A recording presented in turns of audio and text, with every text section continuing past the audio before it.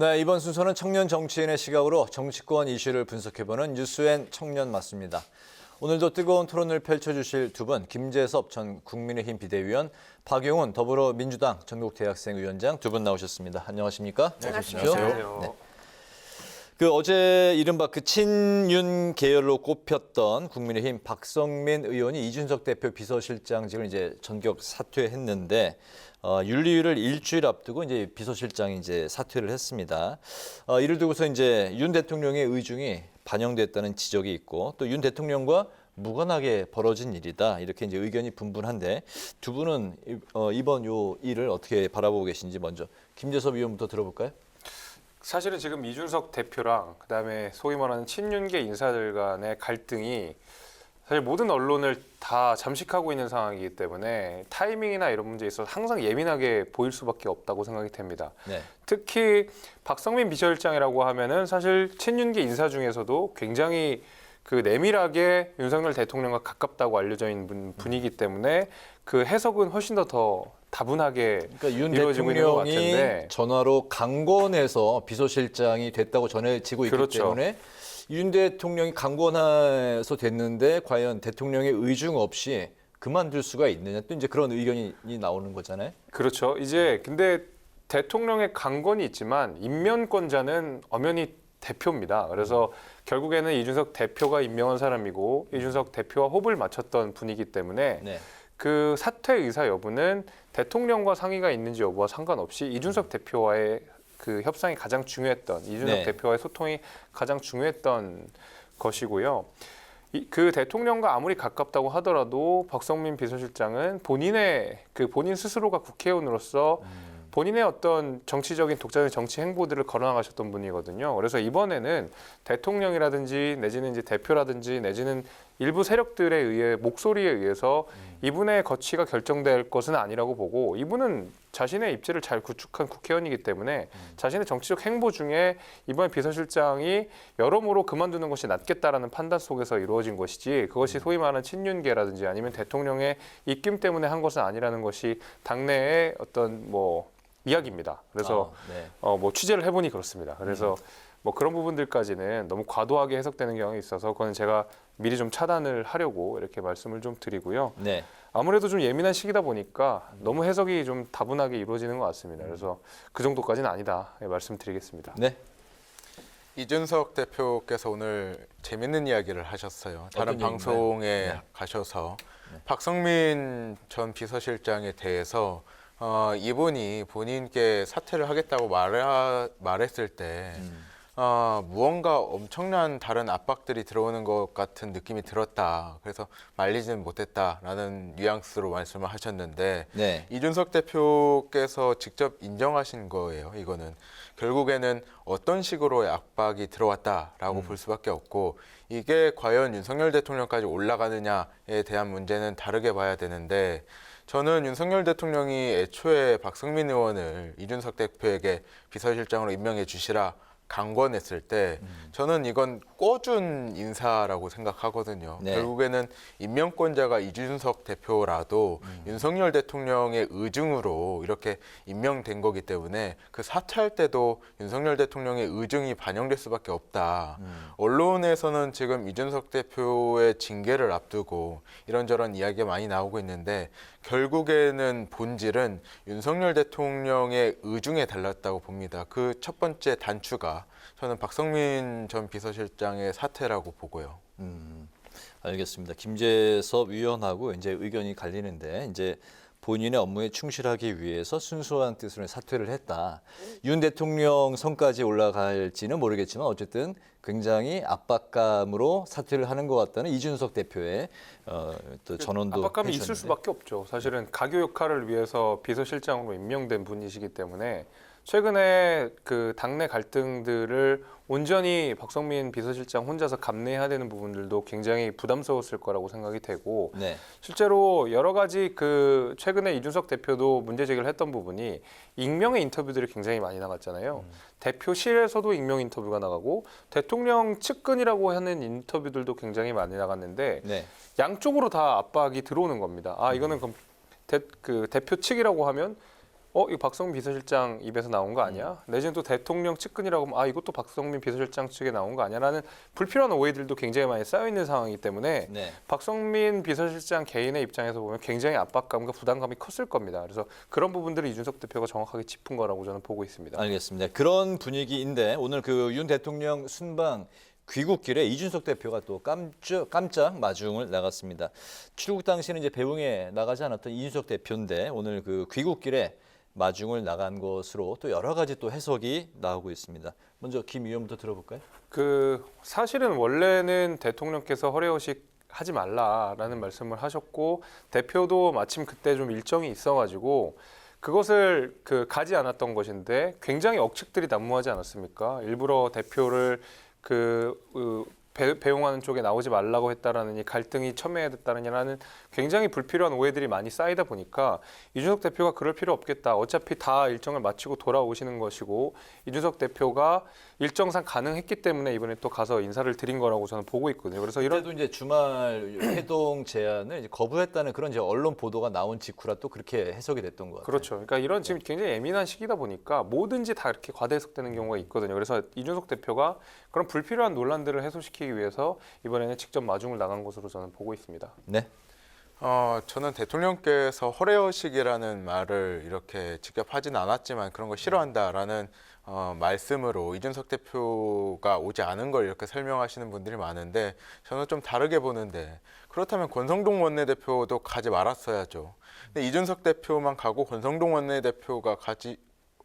원내대표만 간 것은 뭔가 좀 갈등의 여지가 남아있는 게 아니냐라고 말씀드리고 싶고 박성민 전 비서실장 사태 이야기로 다시 돌아가자면 이분이 윤석열 대통령이나 윤핵관이라고 하는 분들의 이야기를 듣지 않고 사퇴를 했다면 그건 정말 무책임한 일이거든요. 네. 분명 어떤 시그널이 있었기 때문에 사퇴를 했다. 또 윤석열 대통령의 출국과 입국 과정을 보면요. 그 대통령의 첫 번째 해외 순방이에요. 굉장히 상징적이고 그렇죠. 의미가 있는 일인데 여당 대표가 여기에 참석을 안 하는 일이 굉장히 이례적이거든요. 문재인 대통령께서도 첫 번째 순방 때 허례허식 같은 거 필요 없다라고 말씀하신 적이 있는데 네. 그럼에도 불구하고 우리 여당 지도부는 다 이렇게 맞이했던 과거를 볼 때 정말 이례적인 일이라고 할 수 있겠습니다. 네. 네, 하지만 그 상황이 녹록진 않아 보이는데요. 이준석 대표에게 성접대를 했다고 주장을 해온 김성진 대표가 어제 경찰 조사에서 2013년부터 2016년까지 이 대표를 20차례 넘게 접대를 했다 이렇게 진술을 했습니다. 이 대표가 대통령을 만나게 힘써주겠다. 당시 박근혜 대통령인데요. 그 뒤 성접대가 이뤄졌는데 구체적인 증거도 있다 이렇게 주장을 하고 있습니다. 이 대표가 반격을 할 수 있는 돌파구가 있을지 이번엔 김재섭 의원님께 여쭤보도록 하겠습니다. 그러니까 그 구체적인 증거가 있으면 좀 내놨으면 좋겠어요. 계속 구체적인 게 있다라고 냄새만 풍기고 아직까지 구체적인 증거를 못 내놓고 있는 것이 사실이거든요. 그 김성진 대표가 누구냐라는 얘기를 먼저 드리자면 네. 김성진 대표는 사기 혐의로 지금 뭐 재판을 받고 수감이 되어 있고 뭐 이런 상황 아니겠습니까? 이제 이분의 일방적인 진술을 가지고 이준석 대표가 아니라고 하는 상황 속에서 그리고 구체적인 증거를 내놓으라고 하는 상황 속에서 이도저도 아닌 이야기들을 하고 있는데 특히 김성진 대표와 이 담당 변호사의 말의 신뢰성을 갖기가 대단히 어려운 것이 뭐냐면 최근에 가장 문제가 됐던 그 박근혜 전 대통령의 시계 문제와 관련돼서도 저 김성진 대표가 그 박근혜 전 대통령의 시계를 구해달라라고 해도 이준석 대표가 구해줬다라는 시나리오였거든요. 근데 또 다시 그 언론 기사들을 잘 찾아보게 되면은 저 김성진 대표가 시계를 요구한 때는 이미 박근혜 전 대통령이 시계를 발행하지 않겠다라고 선언한 이후에 달라고 했던 것이고 이러다 보니까 그 이번 소위 말하는 성상납과 관련된 이 의혹에서 가장 크게 분기점이 지금 되고 있는 시계 의혹과 관련돼서도 진술이 좀 신뢰가 대단히 어려운 그의 말을 믿기가 어려운 상황 속에 됐는데 그의 일방적인 진술에 한 가지 저는 축이라고 보거든요. 뭐 20차례 이상. 그러면 증거를 가지고 오면 됩니다. 그래서 가지고 와서 이야기를 하면 될 것 같고 이렇게 굳이 뭐 연기만 피워가면서 뭐 이렇게 정치적 공격을 하는 것은 나중에 그 뒤에 감당을 아마 하셔야 되지 않을까라고 생각이 됩니다. 네. 자, 이렇게 상황이 되니까 당 안팎에선 그 이준석 대표 윤리위 징계가 기정사실화가 되는 것 아니냐 이런 전망이 나오고 있는데 이 대표가 일축을 하긴 했습니다. 네, 일각에선 자진 사퇴 그리고 조기 퇴진을 거론하는 목소리도 나오고 있습니다.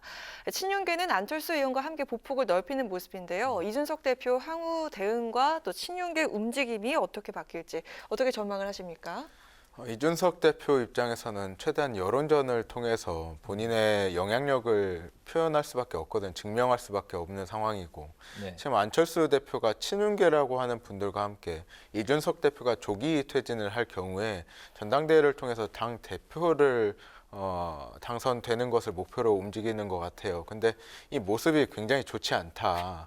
아무래도 지금 현재 여당 대표가 징계를 받을 수 있는 초유의 상황에서 권력 다툼으로 비춰질 수 있는 이런 모습이 국민 여러분들께 어떻게 보일지 먼저 걱정되고요. 지금 아이카이스트 대표라는 김성진 씨가 계속 20차례 넘게 접대했다라는 말을 변호사를 통해서 이렇게 제시하고 있는 게 저는 이런 생각도 해요. 김성진 대표가 저렇게까지 이준석 대표를 비토할 이유가 있을까?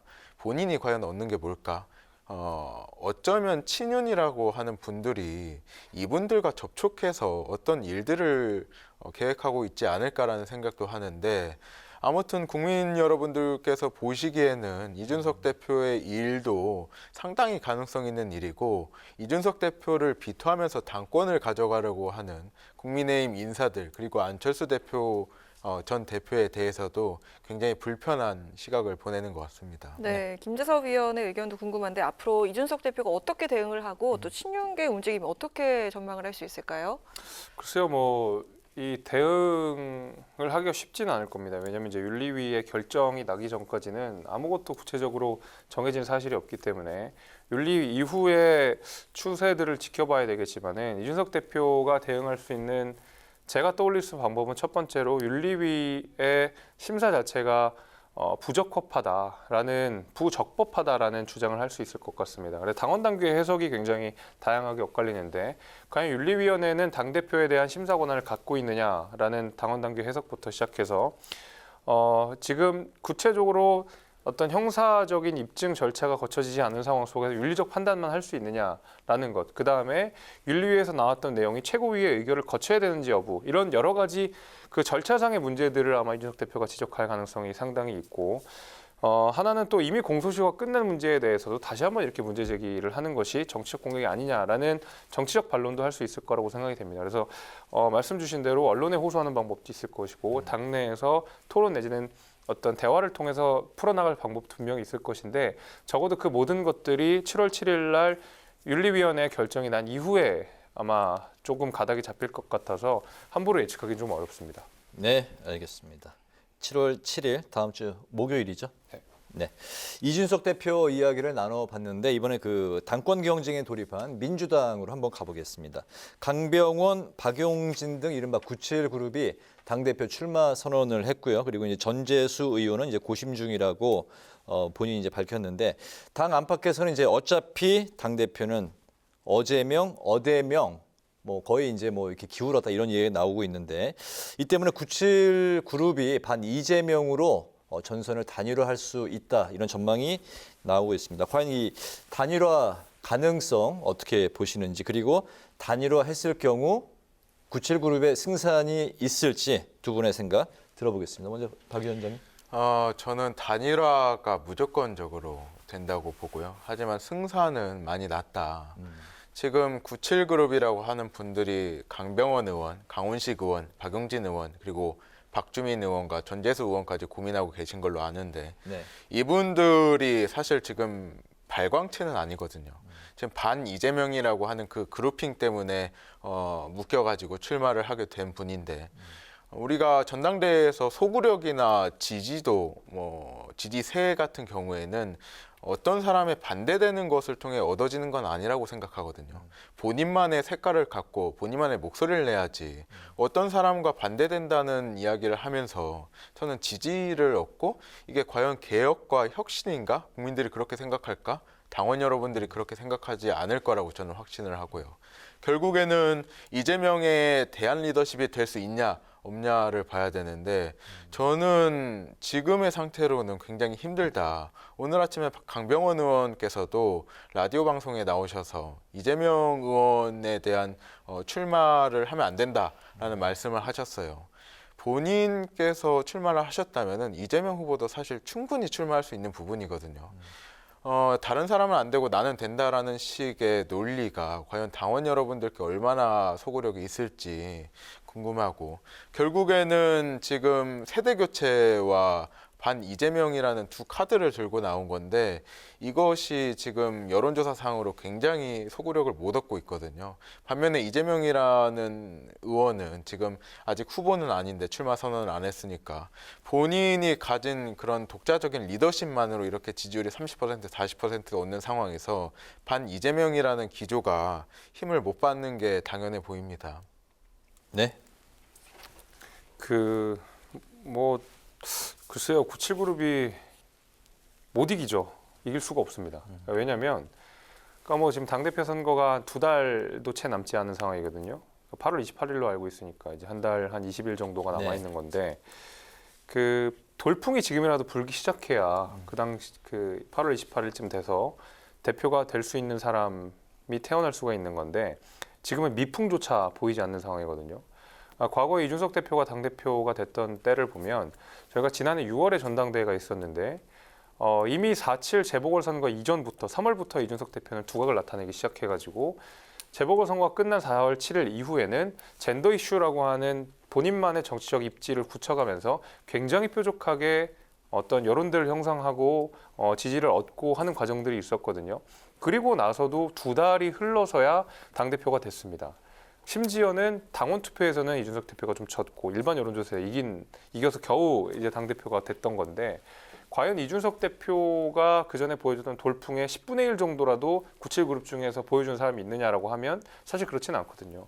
그리고 소위 말하는 검수완박 법안이 통과되던 때에 그리고 조국 전 장관 이슈 여기에 대해서 97그룹들이 얼만큼 소신 있는 목소리를 냈느냐라고 떠올려 보면 그렇지 않았습니다. 특히 이제 박용진 의원 같은 경우에도 쓴소리를 굉장히 많이 해왔지만 결국 검수완박과 관련돼서 마지막에는 꼬리를 내리는 모습, 위축되는 모습들을 보여주긴 했거든요. 그렇다 보니까 그렇다면은 민주당 내에서 뚜렷하게 자기의 색깔을 가지면서 자신의 정치적 입지를 구축한 사람이 누가 있느냐라고 하면 97그룹 중에서는 없습니다. 그렇기 때문에 연대를 하든 단일화를 하든 어떤 방식이든지 간에 지금 상황 속에서 이재명 의원을 이길 수 있는 방도는 없어 보입니다. 그렇다면 만약에 지금 어차피 이재명 의원에 대한 압박 수사가 지금 전방위로 펼쳐지고 있는 분위기인데 이 의원에 대한 수사는 어떻게 좀 변수가 되지 않는다고 생각하시는 건가요? 당대표가 되는 데는 변수가 안 될 것 같지만 그 이후에 당을 운영하는 데에서는 큰 변수가 될 거라고 봅니다. 왜냐하면 아직까지는 수사가 진행 중인 상황이고 그 수사 결과라고 하는 것이 한두 달 내에 바로 나오는 것은 아니거든요. 네. 이재명 의원을 향한 여러 가지 의혹들이 대장동 이슈도 있고 백현동 이슈도 있고 그밖에 법인카드 의혹이라든지 성남FC 여러 가지가 지금 굵직굵직한 수사들이 한참 동안 이루어져야 되기 때문에 한두 달 내에 지금 이 의혹들이 갑자기 당선 여부에 결정을 줄 건 아니라고 봅니다. 왜냐하면 이미 대선 기간에도 충분히 의혹제가 됐었기 때문에 그렇습니다. 그렇군요. 그렇기 때문에 저는 이후에 당을 운영하는 과정 속에서는 아마 끊임없는 이 사법 리스크를 안고 가야 될 거라고 봅니다. 네, 박영훈 위원장 생각도 들어보고 싶은데요. 또 전당대회를 앞두고 있으니까요. 이재명 의원으로서는 이렇게 의혹을 또 받는 게 좀 부담일 수밖에 없지 않을까요? 그 부담일 수밖에 없죠. 부담일 수밖에 없고 결국에는 본인이 안고 가야 될 문제라고 저는 생각해요.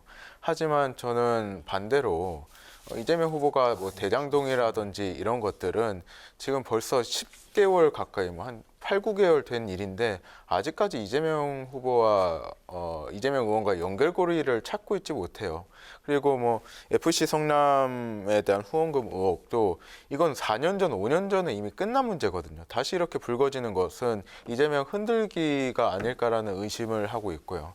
결국에는 이재명 후보가 당대표가 출마를 하면 당대표가 되는 게 기정사실인데 과연 이재명 후보와 관련된 이런 의혹들, 이런 부담들이 현실화될 것이냐? 저는 아니라고 봅니다. 이미 현실화가 됐으면 진작에 됐어야 되고 대장동 또 이야기하지만은 제가 8개월 전부터 이렇게 수사가 진행되고 경찰 수사, 검찰 수사까지 넘어간 문제가 아직까지도 이재명 후보와 연결되지 않는 것은 여당과 정부에서 너무 크게 비약시키는 문제다라고 저는 생각합니다. 네네. 이재명 의원이 그 민주당 당 대표직을 이제 맡게 되면 당이 둘로 쪼개질 거란 뭐 이런 이야기도 이제 흘러나오는데요. 예를 들면 김민석 의원, 박영선 전 장관이 분당 가능성을 이제 언급을 했는데 실현 가능성이 적다 이런 게 이제 뭐 대체적인 뭐 의견이긴 합니다만 국민의힘이 이제 현재 물밑에서 추진 중인 정계 개편 시도와 맞물리면서 민주당의 분당 압력이 커질 수도 있다 이런 시각도 나오고 있습니다. 두 분의 말씀 들어볼 텐데 어느 분부터 말씀하실까요? 네. 분당이라는 게요, 현실적으로 구심점이 있어야 가능한 일이거든요. 지난번에 민주당이 새정치민주연합 시절에 분당이 이후에 가능했던 게 안철수 후보라는 막강한 당시에 대선 후보가 있었기 때문에 호남권을 석권하면서 이렇게 분당 절차가 완성이 됐던 건데 지금 과연 반 이재명이라고 그룹핑이 된 분들이 구심점을 찾을 수 있을까? 저는 아니라고 보고요. 그게 첫 번째 이유라고 보고 두 번째 이유는 당이라는 게 사실 국가 재정으로서 지원을 받고 당비로 운영되는 기관인데 이 당이라는 게 쪼개지고 나가려면은 재정적인 문제가 또 하나 남아 있어요. 당을 새로 만드는 것은 꽤 엄청난 금전적인 소모가 필요하고 그런 인력도 필요한데 과연 이것을 감수하고 다음 총선에서 무조건 본인들이 이길 수 있느냐에 대한 문제는 또 다르다고 보거든요. 저는 현실적으로 분당은 어렵다. 김민석 의원이나 박영선 전 장관이 계속 분당을 언급하는 것은 저는 일종의 우리 당원들의 트라우마를 자극하는 거라고 봐요. 분당의 그 아픔을 건드려서 이재명 후보를 뽑으면 안 된다라고 호소하는 건데 저는 굉장히 정치적으로 잘못된 발언이라고 보고 예를 하나 들자면 우리가 뭐 만약에 사이가 안 좋은 집안에서 부모님끼리 이렇게 싸울 때마다 이혼 이야기가 계속 나오면 그 집안은 정상적인 집안은 아니거든요. 근데 왜 자꾸 분당 이야기를 하는지 저는 너무 악한 정치적 의도가 있다고 봅니다. 분당해서도 안 되고 분당 가능성도 희박하다고 그렇죠. 보시는군요. 예. 네, 사실은 그러니까 반 이재명 계열이 겁주는 거죠. 뭐 그 어차피 이재명 의원이 대표가 될 것 같으니까 네. 이재명 의원이 대표가 되면 분당도 될 수 있다라고 뭐 겁을 주는 건데 대부분 박영훈 위원장 이야기에 동의합니다. 그 구심점이 없기 때문에 분당의 동력 자체가 없는 상황이어서 누굴 중심으로 분당을 하겠습니까? 그렇다고 이낙연 대표가 다시 등장해가지고 제2차 명락대전을 하지 않는 이상 지금 상황에서 민주당의 분당 동력이 없는 상황이고 분당을 해서 얻을 것도 별로 없어 보입니다. 그러다 보니까 그러니까 이재명 의원이 당대표가 되는 것을 결사반대하는 사람들이 분당이라고 하는 카드를 꺼내서 당원들한테 겁을 주고 있는 상황이다 이렇게 봅니다. 네, 알겠습니다. 오늘은 뉴스엔 청년 맞수 이제 마칠 시간이 됐습니다. 당 윤리위를 앞둔 국민의힘 이준석 대표의 현 상황 그리고 가시화되고 있는 민주당 당권 경쟁을 중심으로 지금까지 박용훈 더불어민주당 전국대학생위원장, 김재섭 전 국민의힘 비대위원 두 분과 함께했습니다. 오늘도 말씀 잘 들었습니다. 고맙습니다. 고맙습니다.